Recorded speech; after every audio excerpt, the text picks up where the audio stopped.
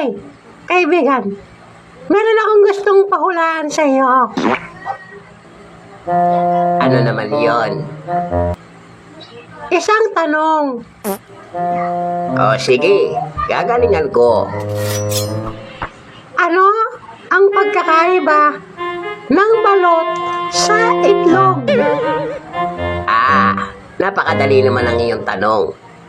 Yung balot, may sisiw.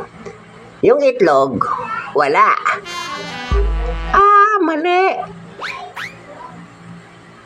Yung balot, may sabaw.